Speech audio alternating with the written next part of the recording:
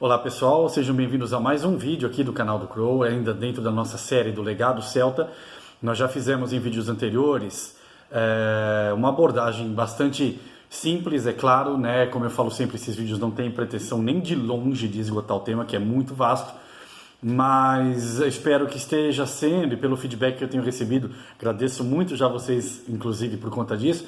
Parece que está fazendo efeito, né? Parece que o pessoal tem encontrado sentido, tem encontrado significado, tem encontrado porquê nas coisas que eu estou partilhando com vocês aqui. Então, dentro desta abordagem do legado celta, nós já falamos antes o primeiro tema que a gente abordou aqui foi justamente a integração do mundo físico, do mundo real, vamos dizer assim, do mundo dos nossos sentidos, e o mundo espiritual, que não deixa de ser real. É bom a gente dizer que essa palavra ela é mal empregue, né?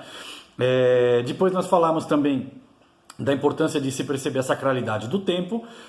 Em seguida nós abordamos a questão das relações que são estabelecidas dentro desta percepção, ou né, combinando essas duas percepções. Porque se eu falo, por exemplo, da integração do mundo físico com o mundo espiritual, eu estou falando de um contato que eu estabeleço com o mundo que está à minha volta, ou seja, com a nossa paisagem, com o local onde eu estou.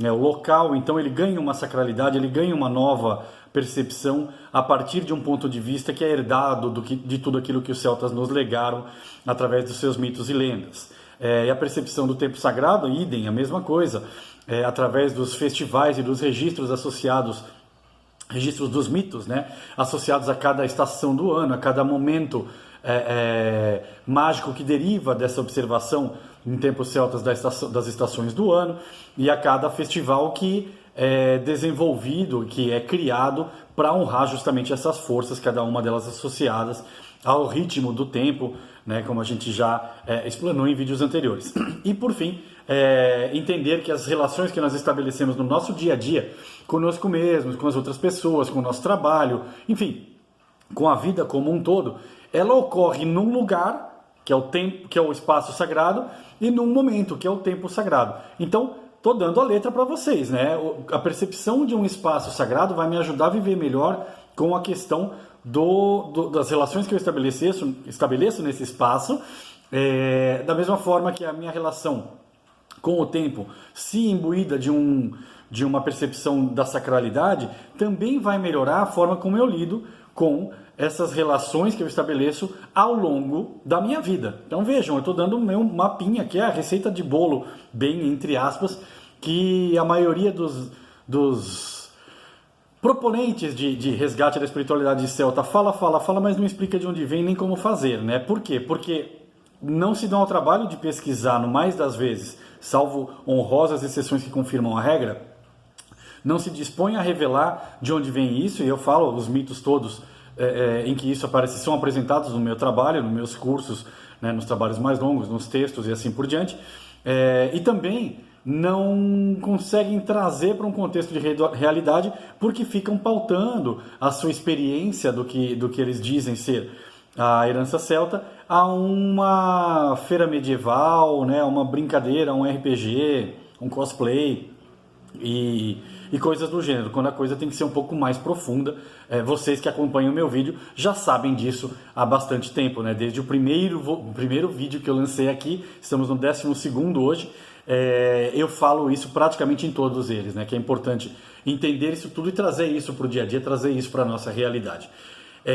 E isso só é possível a partir do momento que eu consigo entender a importância deste item que a gente vai abordar hoje dentro da série do Legado Celta, que é a questão da ancestralidade.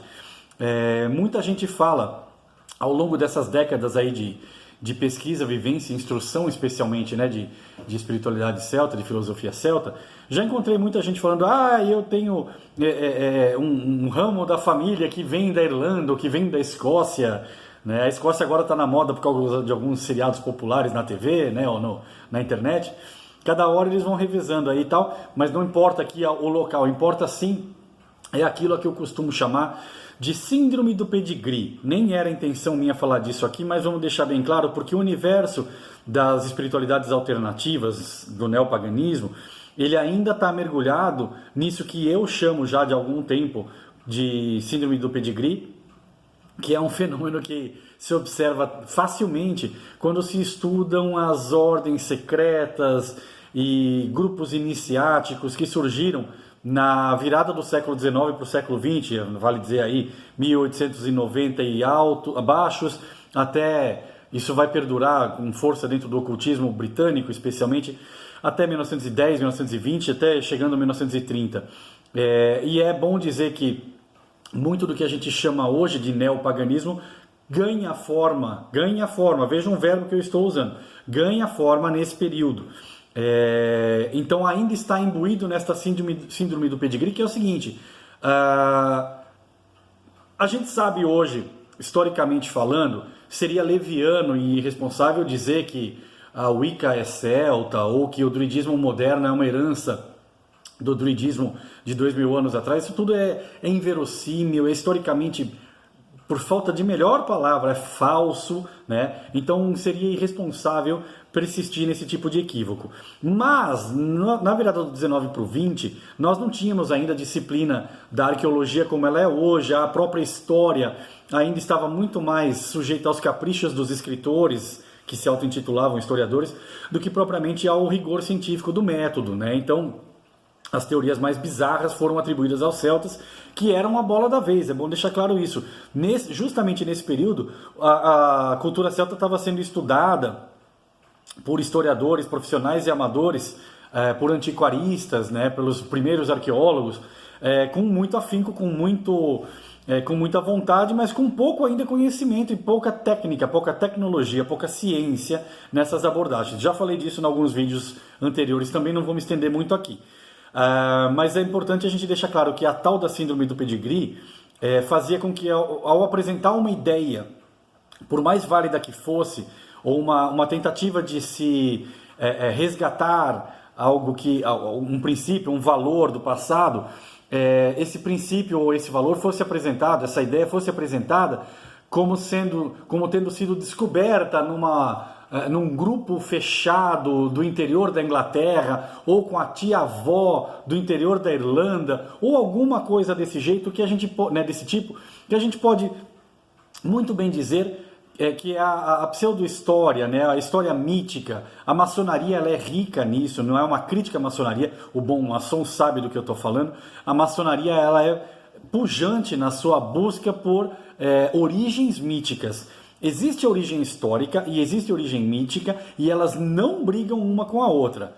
Elas se somam e dão força e forma a uma determinada tradição. Seja essa tradição um caminho espiritual, filosófico, seja essa tradição uma nação com o seu mito fundador, seja esta e a sua história de fundação, seja esta tradição um movimento cultural, seja ele literário ou artístico, musical, seja como for, nós temos essas duas forças que se somam em perfeita harmonia, que é o fato histórico concreto e a origem mítica preservada. Quando a gente tem consciência disso, eu não preciso provar nada a ninguém. Eu sei o que é história, eu sei o que é mito, no melhor sentido da palavra mito. Quem quiser volta lá atrás, nos primeiros vídeos deste canal, em que a gente discorre bastante sobre isso, é bom. Se você não viu ainda, por favor, vá ver. Senão você perde a metade do que eu estou dizendo aqui. Eu estou pautado no fato de que se você está vendo o 12, você já viu o 11, 10, 9, todos eles na sequência. É óbvio, né? Senão não teria numeração. E a ancestralidade, então, na espiritualidade celta, hoje ela precisa se livrar da síndrome do pedigree, em que eu tinha que dizer que tal ideia ou tal tradição descendia da antiguidade celta ou de algum outro período, né, dos egípcios, como a gente vê em alguns casos, é duro, mas ainda que para isso eu tenha que mentir, era isso que eles faziam, era nisso que eles acreditavam, era importante glamourizar, era importante dar uma embalagem bonitinha, porque senão, se você falasse, olha, eu fiz um estudo, eu desenvolvi isso, eu achei textos que comprovam, ou que suportam, que apoiam o que eu estou falando, e eu sugiro seguir esta orientação, esta sugestão, porque tem respaldo filosófico. Isso não seria aceito, e costuma ainda ser pouco aceito, por conta do sujeito da frase, eu. Se um pensador falasse, vamos pegar o caso da Wicca, que é relativamente bem conhecido. Se o Gerald Gardner falasse, eu criei a Wicca a partir dos estudos da Margaret Murray e do que os maçons achavam, os maçons britânicos achavam da origem druídica da maçonaria, aspas, ninguém ia levar ele a sério. Então ele tinha que inventar a ideia de que ele encontrou um grupo fechado numa floresta do interior da Inglaterra e que ele não percebeu quando ele havia percebido, e quando ele se deu conta, ele havia sido iniciado. Então tinha todo esse monte de fantasia, como o Leland com Aradia e o Evangelho das Bruxas, né? Como o Crowley com o livro que ele recebe, ou que na verdade é canalizado por um espírito no interior da pirâmide. Então, isso tudo não é crítica que eu estou fazendo, é só uma constatação de que naquele período, nós estamos falando aqui do início do século XX, você tinha uma síndrome do pedigree dominante e isso fazia com que a ancestralidade real, verdadeira, fosse deixada de lado, fosse relegada a um segundo plano para dar importância a esta ancestralidade fantasiosa, fantástica em alguns casos, para ganhar uma aceitação nos meios ocultistas, nos meios espiritualistas de então. A coragem, que é bom se diga aqui, de um Ross Nichols, por exemplo, que deixa claro para todo mundo na British... fugiu o nome agora, mas nas ordens britânicas das quais ele pertencia na época, que ele estava ali introduzindo, a partir dos estudos dele próprio, um resgate do calendário celta, por exemplo, pré-cristão. Quando ele apresentou isso para os dirigentes da ordem, ele praticamente foi deixado de lado, porque bonito mesmo era o glamour de dizer que era herdado dos antigos druidas da antiguidade, né? E ele estava falando, olha, o que vocês estão fazendo aqui, com, por exemplo, a questão de solstícios e equinócios, que é bastante, um debate acalorado em cima disso, se é verdadeiramente celta ou não.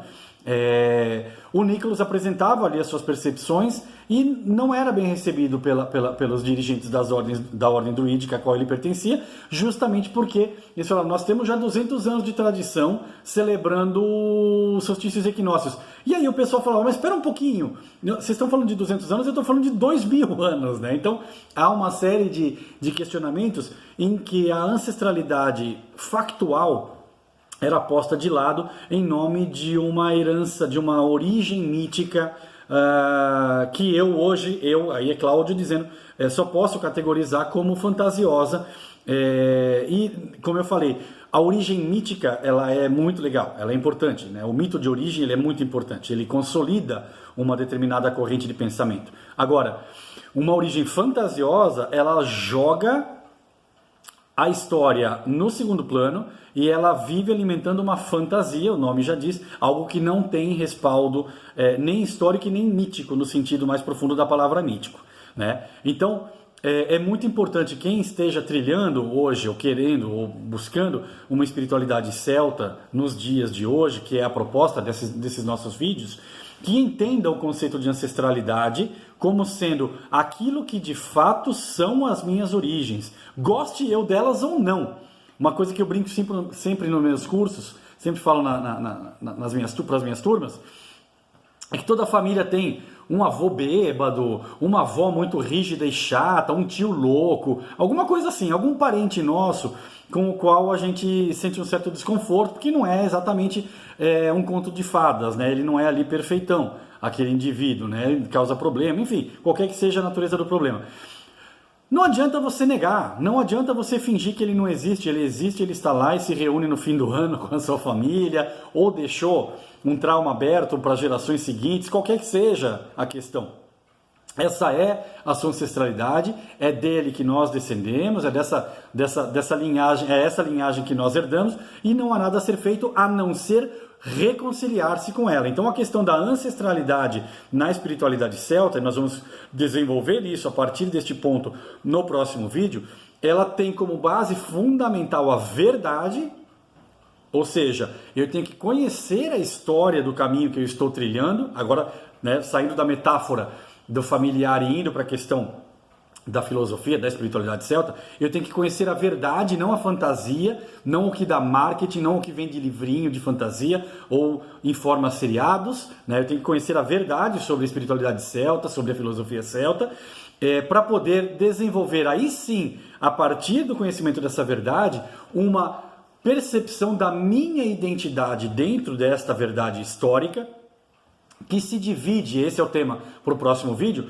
em 3 ramos. A espiritualidade celta não reconhece apenas uma ancestralidade, mas sim 3.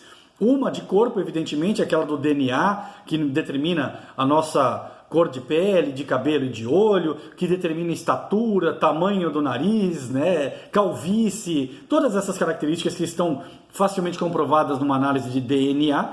Mas existe, essa é a física, determina o nosso corpo, a matéria, mas existe uma outra espiritualidade, que é a espiritualidade cultural, que é herdada da cultura na qual eu estou inserido, que determina que Cláudio fala em português com este sotaque aqui de São Paulo, né? Às vezes puxando um Rzinho do interior por causa do meu pai, e às vezes puxando umas consoantes, uns vogais menos por causa da família da minha mãe de Portugal, e o que eu alimento, porque é a tradição da minha cidade, porque é a herança cultural da minha cidade, enfim, todos os elementos que me moldam, nós vamos falar disso no próximo vídeo. E a terceira linhagem, a terceira ancestralidade é justamente a espiritual, que é aquela que eu encontro no caminho filosófico espiritual ao qual eu me dedico, com o qual eu me identifico. Então vejam, nessas 3 espiritualidades eu tenho a soma perfeita de quem eu sou: o físico, corpo, veja se isso não é celta, o espiritual da crença e o mental, intelectual daquilo da cultura que me é transmitida pelo meio no qual eu vivo. Por isso que é possível e aí a espiritualidade celta ela é ótima, a filosofia celta é ótima para explicar algo que vai muito além da simplista visão das vidas passadas, né? Eu fui uma sacerdotisa da Irlanda, né? Ou enfim, essas coisas que a gente vê muito por aí. Você não precisa de nada tão fantasioso, você não precisa dessa síndrome do pedigree. Basta que você identifique historicamente quais são essas suas 3 ancestralidades. Mas isso é para o próximo vídeo. Qualquer dúvida, qualquer pergunta sobre esta primeira parte, mandem pergunta aqui embaixo nos comentários, ou mandem por e-mail se vocês preferirem. Né? Não deixem de dar o like no vídeo se vocês gostarem, de partilhar com quem vocês acham que vai usufruir de alguma forma do que a gente está dizendo aqui. Deem like no canal, apertem o sininho, aquilo tudo que vocês já conhecem. Inscrevam-se, por favor, para a gente poder crescer aqui e ganhar respeitabilidade, visibilidade, que eu acho que isso aqui tudo é feito de coração, mas com uma coisa fundamental: o coração é na doação, na partilha com vocês, mas mais importante do que isso para mim é justamente de coração para quem veio antes, para os meus ancestrais que me ensinaram, que me transmitiram isso aqui, que é o tema que a gente começou a abordar hoje e que a gente retoma no próximo vídeo, tá bom, pessoal? Espero que vocês tenham curtido. Assinem o canal, cliquem na campainha, deem like no vídeo, espalhem, por favor, e bom proveito! É isso que o canal do Crow deseja para vocês. Saudações e até a próxima!